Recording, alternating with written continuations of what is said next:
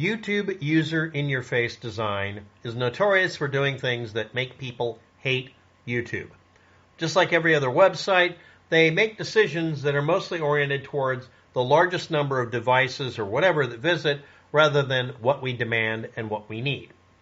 Even if it makes the user interface and the user experience objectively worse, they will do it because it makes it easier for them to code the page or whatever. I'll be bringing up other things today that YouTube and Google have done that are really terrible, but let's bring up what they did that isn't so terrible. I am not critiquing this more for one particular thing they changed. The YouTube About page normally is a page where you click the About link, it'll say About. And it just opens an entire page like YouTube, user, WAP-Tech, About, and then it brings up that page. They've converted it over to a JavaScript-based pop-up that puts up a image on the screen that's more fit for a cell phone. About like this. It's put in the middle, right over the middle of it, which is the only part that I would actually critique.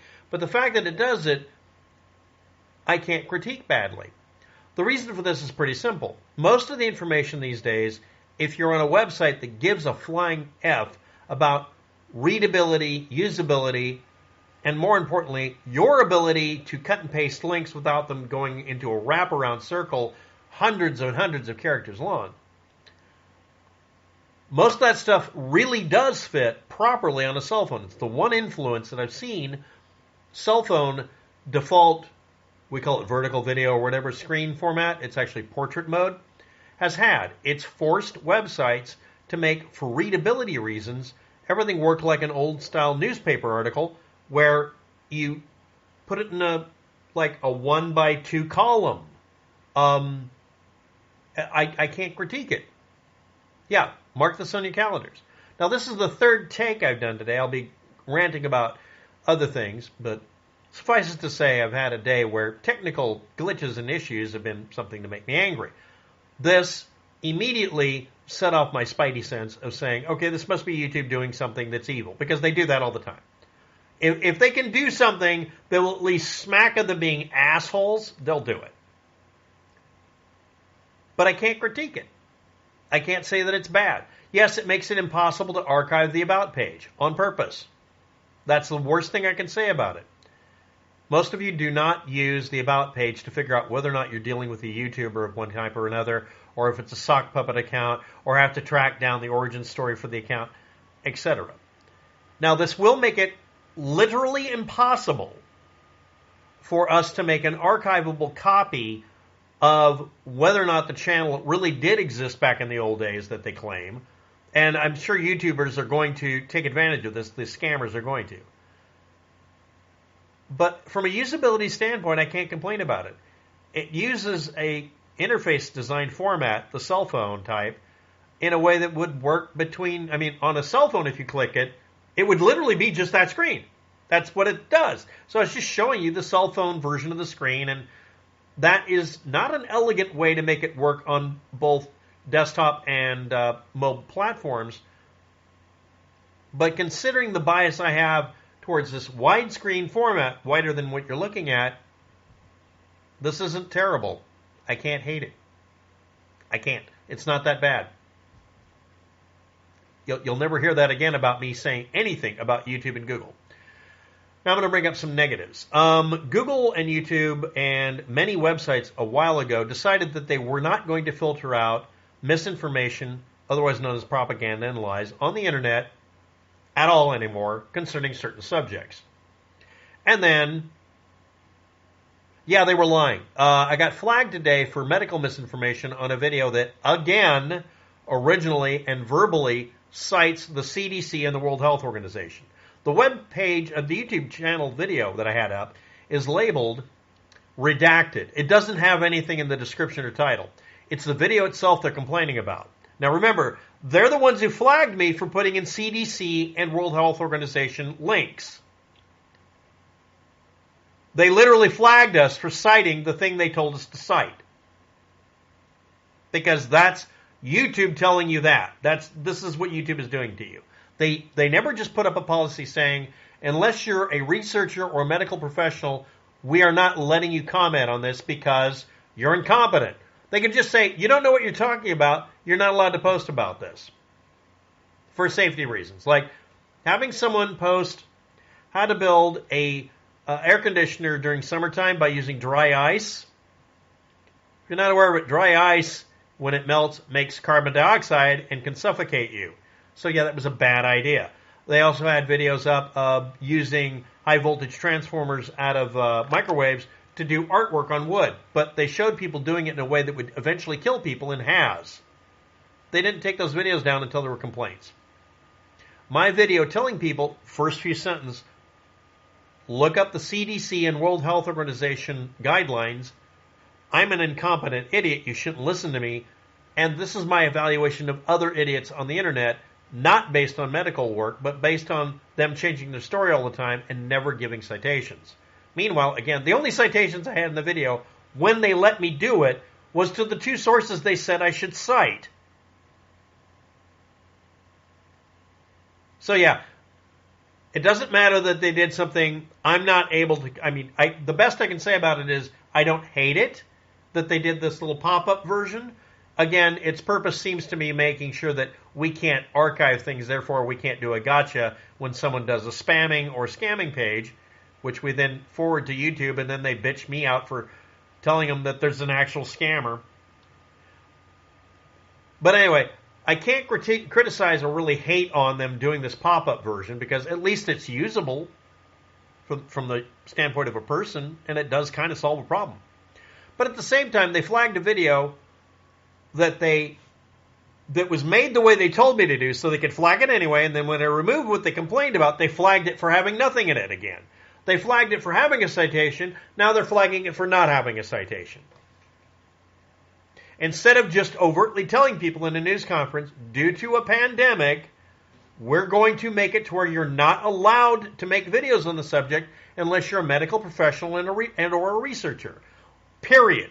We're not allowing it because people keep trying to make it worse. And I'm going to state factually, yes, this is a fact. There are certain groups that decided that their cult prognosticator guru predicting the end of the world has to be made right, so they wanted to increase the death rate. No, I'm not lying, and yes, other people are. There were people trying to make it worse by lying to you about what COVID is.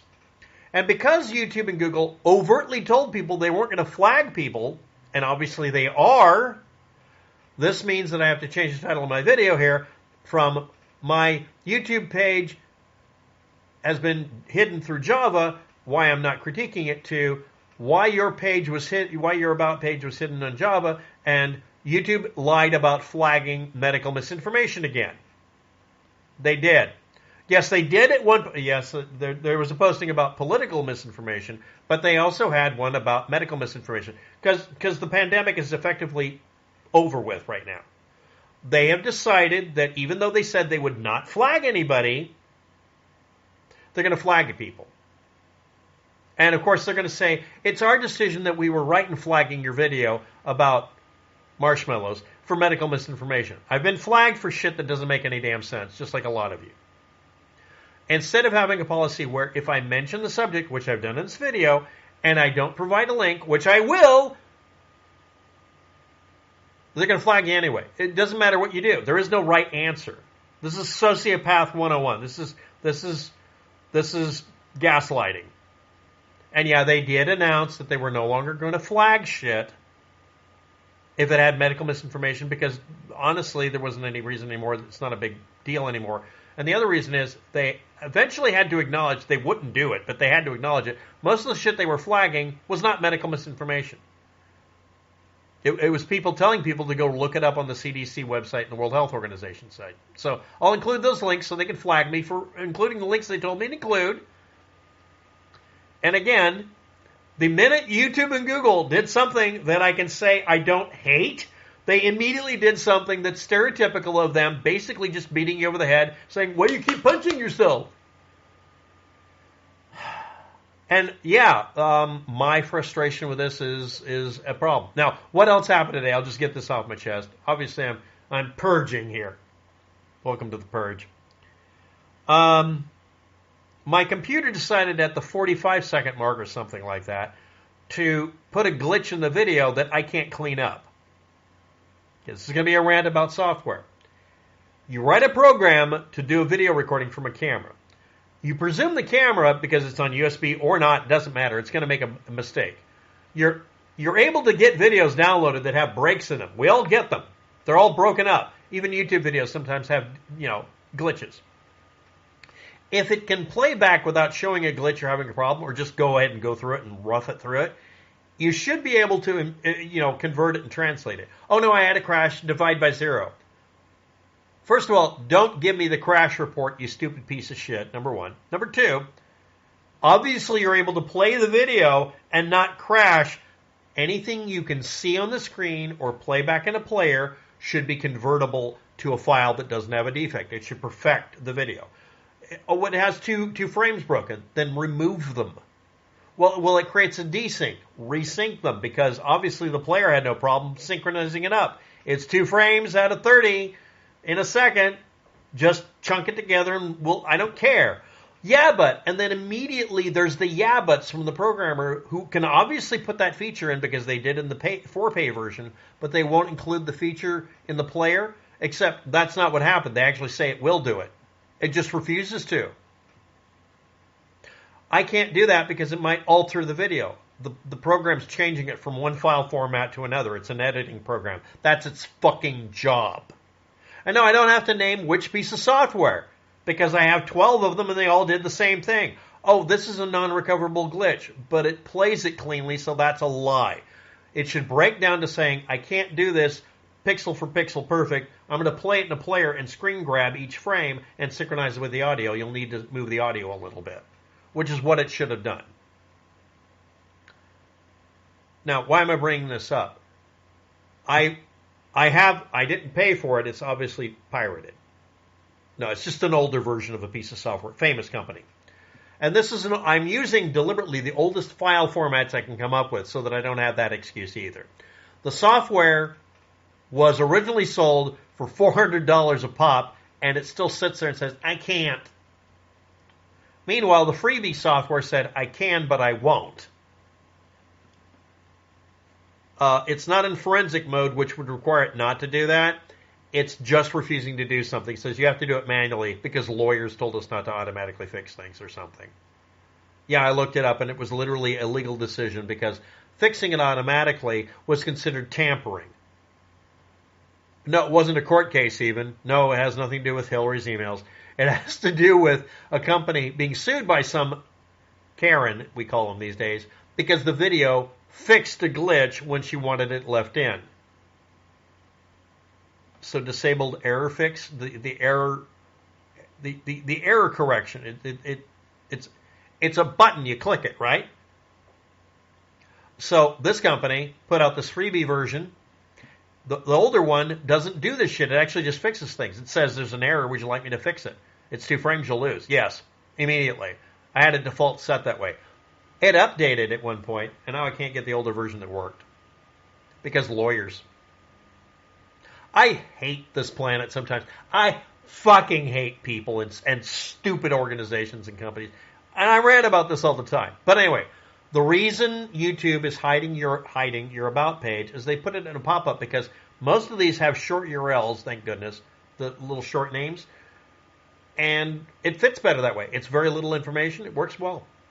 But yeah, the hidden evil reason is so we can't archive it, I guess. Now, the next thing is, again, I got flagged today for doing what I was told by YouTube, again, on the same video. Yeah, I checked on it. It's the same video. This time they took it down and won't let me even reply about it. You knew better. You told me to do something, I did it. Then you told me not to do it, and I undid it. Now you told me to put it back the way it was before all this. All after telling the whole world you're not going to flag this shit anymore. And we're supposed to trust your corporation with our phone numbers even. Oh yeah, and by the way, synchronistically, they decided to demand my phone number again and say, you're not authenticated anymore. Nah. Anyway, that's what happened to me today. Comment below what pissed you off today. Let's all commiserate. Thanks for watching. Have a good day. Good luck with that. Let's see if the software can screw up badly again. Bye.